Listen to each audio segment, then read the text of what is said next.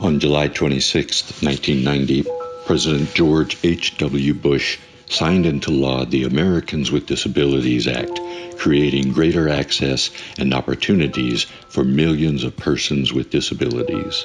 I now lift my pen to sign this Americans with Disability Act and say, let the shameful wall of exclusion finally come tumbling down. God bless you all. My name is Peter Mendoza, and I'm the Director of Advocacy at the Marin Center for Independent Living. And you know what? I love my job. The Americans with Disabilities Act has done so much to open the doors to employment for people with disabilities. However, did you realize that only 19.3% of us are employed compared to the general public without disabilities? We need to work even harder to make sure people with disabilities have access to employment. Old people like me remember the passage of the ADA. We remember the tremendous fight that it took to get it passed, and the even greater fight to get public entities and businesses to comply with its provisions. Our work is not done. As disability rights advocates, we must continue to make sure that the passage of the ADA was not in vain, that its provisions, particularly for businesses as well as cities and states, are not rolled back, that people with disabilities continue to have full access to public accommodations and the same rights as any other individuals to equal access in our society. That was the promise of the ADA, and that's what we strive for today. Hi, my name is Christine. I'm very glad the ADA is around. You see, I'm able to do my job because the ADA has protected my needs. I use text-to-speech technology in order to hear what I'm doing. Without this protection under the ADA, I never would be able to work.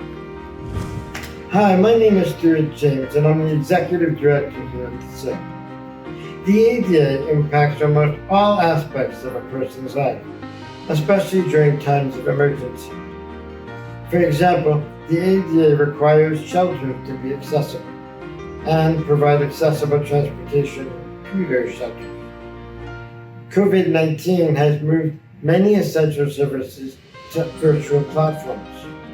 The ADA ensures those virtual platforms for healthcare or other government assistance are available to the blind and hearing impaired. My name is Ligia Andrade Zuniga.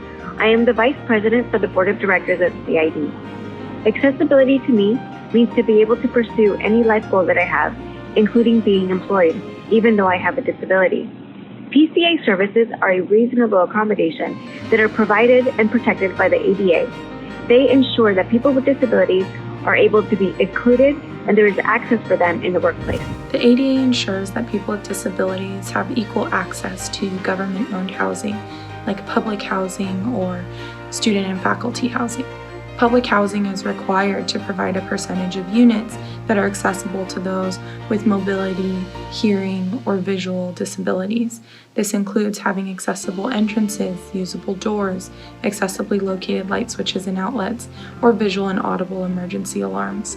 Universal design doesn't limit housing to only the disabled, but opens it to everyone. More than 60% of CRIL's consumers are currently seeking housing. While much has positively changed with the ADA, there's more that needs to be done. There's simply not enough accessible and affordable housing. Adequate housing is absolutely essential to independent living. Although we have come a long way in becoming a more accessible and inclusive society, there is still so much more work yet to be done to create true equality for all persons with disabilities. Join NorCal SCI and the Independent Living Centers in Sonoma, Marin, San Francisco, San Mateo, Santa Clara, Alameda, Contra Costa, and Solano counties by celebrating and fighting for ADA every day.